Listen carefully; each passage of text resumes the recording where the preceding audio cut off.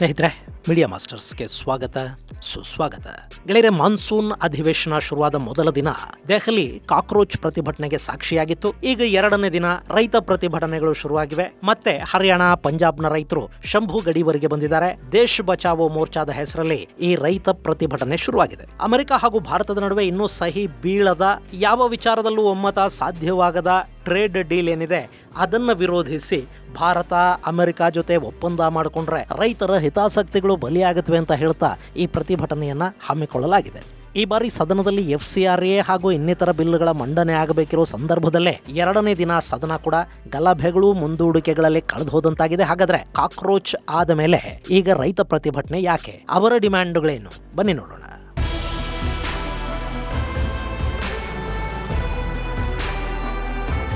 ಗೆಳೆಯರೆ, ಕಾಕ್ರೋಚ್ ಪ್ರತಿಭಟನೆ ಸೋಮವಾರ ದೆಹಲಿಯನ್ನ ಆತಂಕಕ್ಕೀಡು ಮಾಡಿತ್ತು. ಪಾರ್ಲಿಮೆಂಟ್ಗೆ ನುಗ್ಗೋದಿಕ್ಕೆ ಪ್ರಯತ್ನ ಪಟ್ಟವರನ್ನ ಪೊಲೀಸರು ಲಘು ಲಾಠಿ ಚಾರ್ಜ್ ಮೂಲಕ ಚದುರಿಸಿದ್ರು. ಪಾಪ ಪ್ರತಿಭಟನೆಯಲ್ಲಿ ಭಾಗಿಯಾಗುವುದಕ್ಕೆ ದೇಶದ ನಾನಾ ಕಡೆಗಳಿಂದ ಅಲ್ಲಿಗೆ ಹೋಗಿದ್ದವರು ಲಾಠಿ ಏಟು ತಿಂದ್ರು. ಇನ್ನು ಪ್ರತಿಭಟನೆಯ ನಾಯಕರು ಕೇಂದ್ರ ಸಚಿವರ ಜೊತೆ ಮಾತುಕತೆಗೆ ಕೆಲವರು ಹೋದ್ರೆ ಇನ್ನು ಕೆಲವರು ಎಲ್ಲಿದ್ರು ಅನ್ನೋದು ಗೊತ್ತಾಗ್ಲಿಲ್ಲ. ದೀಪ್ಕೆಯನ್ನ ಪೊಲೀಸರು ಅರೆಸ್ಟ್ ಮಾಡಿದ್ದಾರೆ ಅನ್ನೋ ಸುದ್ದಿ ಹರಡಿತು. ಆದ್ರೆ ಅದು ಸುಳ್ಳು ಅನ್ನೋದು ಕೆಲವೇ ಕ್ಷಣಗಳಲ್ಲಿ ಗೊತ್ತು ಕೂಡ ಆಯಿತು. ಸಂಜೆ ಹೊತ್ತಿಗೆ ಪ್ರತಿಭಟನೆಯನ್ನ ತಣ್ಣಗೆ ಮಾಡಿದ್ದ ಪೊಲೀಸರು ಭಾರತವನ್ನ ನೇಪಾಳ ಮಾಡ್ತೀವಿ, ಬಾಂಗ್ಲಾ ಮಾಡ್ತೀವಿ ಅಂತ ಘೋಷಣೆಗಳನ್ನು ಕೂಗ್ತಾ ಇದ್ದವರನ್ನ ಅಲ್ಲಿಂದ ಕ್ಷೇಮವಾಗಿ ವಾಪಸ್ ಕಳುಹಿಸಿದ್ರು. ಹಾಗೆ ಜಂತರ್ ಮಂತರ್ ಕೂಡ ಸಂಜೆಯ ಹೊತ್ತಿಗೆ ಖಾಲಿಯಾಗಿದ್ದು ಕಂಡು ಬರ್ತಾ ಇತ್ತು. ಮತ್ತೊಂದು ಕಡೆ ಮಾತುಕತೆಗಳು ನಡೆದಿದ್ವು. JP ನಡ್ಡಾ ಸರ್ಕಾರದ ಪರವಾಗಿ ಪ್ರತಿಭಟನಾಕಾರರಿಗೆ ಒಂದಷ್ಟು ಭರವಸೆಗಳನ್ನು ಕೊಟ್ಟರು. ಇನ್ನು ವಿದ್ಯಾರ್ಥಿಗಳ ಪ್ರತಿಭಟನೆ ಬಗ್ಗೆ, ನೀಟ್ ಲೀಕ್ ಬಗ್ಗೆ ಮೋದಿ ಮಾತಾಡಲಿಲ್ಲ ಅಂತ ಸಾಕಷ್ಟು ಜನ ಅಂದುಕೋತಿರುವಾಗಲೇ ಇದು ರಾಷ್ಟ್ರೀಯ ಕಾಳಜಿಯ ವಿಷಯ ಅಂತ ಹೇಳಿದ ಪ್ರಧಾನಿ ಮೋದಿ ತಪ್ಪಿತಸ್ಥರನ್ನ ಕಠಿಣವಾಗಿ ಶಿಕ್ಷೆಗೆ ಒಳಪಡಿಸಲಾಗುವುದು ಮತ್ತು ಮುಂದೆ ಇಂಥ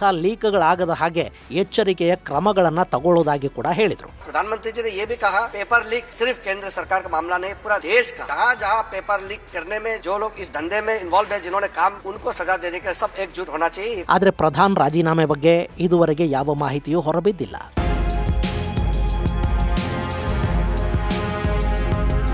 ಗೆಳೆಯರೆ, ಇಲ್ಲಿ ಲೀಕ್ ಅನ್ನೋದು ಇವತ್ತು ನಿನ್ನೆ ಆಗ್ತಾ ಇರೋದಲ್ಲ. ಅದು ಈ ಹಿಂದಿನ ಸರ್ಕಾರಗಳ ಅವಧಿಯಲ್ಲೂ ಆಗಿದೆ, ಈಗಿನ ಸರ್ಕಾರದ ಅವಧಿಯಲ್ಲೂ ಆಗಿದೆ.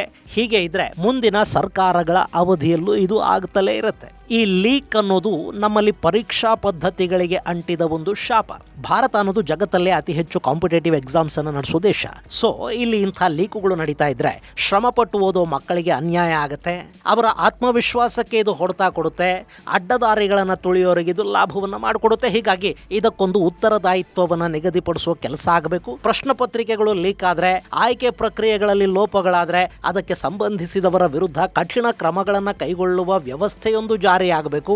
ಹಾಗೆ ಇಂಥ ಪ್ರಕರಣಗಳಲ್ಲಿ ತ್ವರಿತ ನ್ಯಾಯ ಸಿಗುವ ಹಾಗೆ ಕೂಡ ಆಗಬೇಕು. ಯಾರನ್ನೋ ತಾತ್ಕಾಲಿಕವಾಗಿ ಸಸ್ಪೆಂಡ್ ಮಾಡಿ ಅಥವಾ ಅರೆಸ್ಟ್ ಮಾಡಿ ಆ ಪ್ರಕರಣದ ವಿಚಾರಣೆ ವರ್ಷಾನುಗಟ್ಲೆ ನಡೀತಾ ತಾರೀಖ್ ಪೆ ತಾರೀಖ್ ಆಗ್ತಾ ಸಾಯೋ ದಿನ ಬಂದಾಗ ಕೂಡ ಅಪರಾಧಿ ಆರಾಮಾಗಿ ಓಡಾಡ್ತಾ ಇರೋ ಥರದ ವ್ಯವಸ್ಥೆ ಇದೆಯಲ್ಲ, ಅದು ಬದಲಾಗಬೇಕು. ತಪ್ಪು ಮಾಡಿದ್ರೆ ಶಿಕ್ಷೆ ಆಗುತ್ತೆ ಅನ್ನೋ ಭಯ ಹುಟ್ಟದೇ ಇದ್ರೆ ಯಾವುದೂ ಕೂಡ ನಮ್ಮ ದೇಶದಲ್ಲಿ ಸರಿ ಹೋಗೋದಿಲ್ಲ. ಹೀಗಾಗಿ ಒಂದು ಅಕೌಂಟಬಿಲಿಟಿ ಅಂತೀವಲ್ಲ, ಉತ್ತರದಾಯಿತ್ವದ ವ್ಯವಸ್ಥೆ, ಅದು ಜಾರಿ ಆಗಬೇಕು. ಇದು ಬದಲಾವಣೆಯನ್ನ ಬಯಸುವ ಪ್ರತಿಯೊಬ್ಬರು ಹೇಳೋ ಮಾತು. ಆದರೆ ಕಾಕ್ರೋಚ್ ಹೆಸರಲ್ಲಿ ಪ್ರತಿಭಟನೆಗೆ ಕೂತ ಜಾಗದಲ್ಲಾಗಿದ್ದು ಬೇರೆ. ಅಲ್ಲಿ ಮತ ಬಂತು, ಧರ್ಮ ಬಂತು, ರಾಮ ಸೀತೆಯರ ಹೆಸರುಗಳು ಅಪಹಾಸ್ಯಕ್ಕೀಡಾದವು, ಅಲ್ಲಾ ನಾಮ್ ರಹೇಗಾ ಅನ್ನೋ ಹಾಡುಗಳು ಕೇಳಿ ಬಂದ್ವು, ಶಾಹೀನ್ ಬಾಗ್ ಗಿರಾಕಿಗಳು ಕಾಣಿಸ್ಕೊಂಡ್ರು, ಆರ್ಟಿಕಲ್ 370 ರದ್ದು ಮಾಡಿದ್ದು ತಪ್ಪು ಅನ್ನೋ ಭಾಷಣಗಳು ಅಲ್ಲಿ ಕೇಳೋದಿಕ್ಕೆ ಸಿಕ್ವು, ತುಕಡೆ ಗ್ಯಾಂಗುಗಳು ಬಂದ್ವು.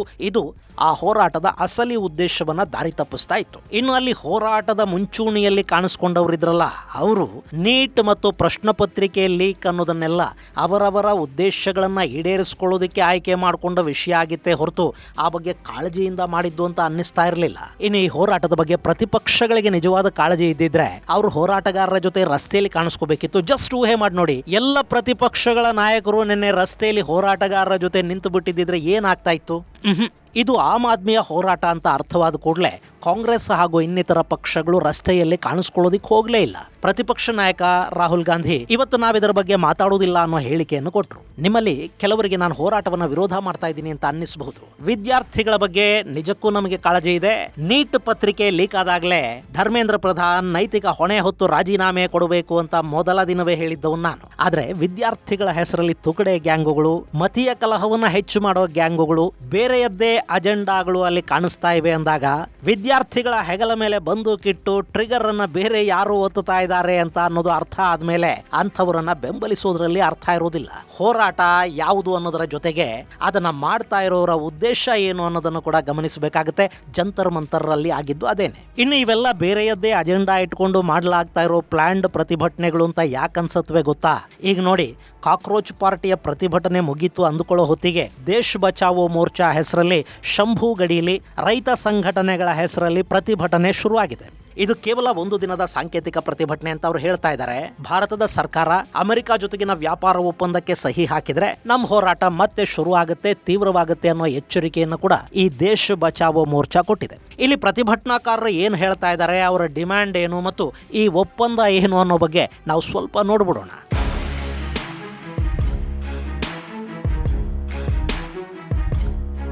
ಭಾರತ ಮತ್ತು ಅಮೆರಿಕ ನಡುವೆ ನಡೆಯಲಿರುವ ಮುಕ್ತ ವ್ಯಾಪಾರ ಒಪ್ಪಂದದಲ್ಲಿ ಕೃಷಿ ಉತ್ಪನ್ನಗಳು, ಡೈರಿ ಮುಂತಾದವುಗಳ ಸೇರ್ಪಡೆ ಆದರೆ ಅಮೆರಿಕದ ಡೈರಿ ಪ್ರಾಡಕ್ಟ್ಸ್, ಕೃಷಿ ಉತ್ಪನ್ನಗಳು ಭಾರತಕ್ಕೆ ಬರೋದಕ್ಕೆ ಶುರು ಆದರೆ ಇಲ್ಲಿನ ಕೃಷಿಕರು ಸಮಸ್ಯೆಗೆ ಈಡಾಗ್ತಾರೆ. ನಮ್ಮ ರೈತರ ಬದುಕುಗಳ ಮೇಲೆ ಇದು ದುಷ್ಪರಿಣಾಮವನ್ನ ಬೀರುತ್ತೆ. ಅಮೆರಿಕದ ವಸ್ತುಗಳು ಕಡಿಮೆ ಬೆಲೆಗೆ ಇಲ್ಲಿ ಸಿಗೋದಕ್ಕೆ ಶುರು ಆಗತ್ವೆ. ನಮ್ಮ ರೈತರ ಬೆಳೆಗೆ ಬೆಲೆ ಸಿಗದ ಹಾಗಾಗತ್ತೆ. ಹೀಗಾಗಿ ಅಮೆರಿಕ ಜೊತೆಗಿನ ಒಪ್ಪಂದಕ್ಕೆ ಭಾರತ ಸಹಿ ಹಾಕಬಾರದು ಅನ್ನೋದು ರೈತ ಸಂಘಟನೆಗಳ ಡಿಮ್ಯಾಂಡ್. ಇಲ್ಲಿ ಯಾವ ಒಪ್ಪಂದಕ್ಕೆ ಭಾರತ ಸಹಿ ಹಾಕೋದಕ್ಕೆ ಸಿದ್ಧ ಆಗಿ ನಿಂತಿದೆ?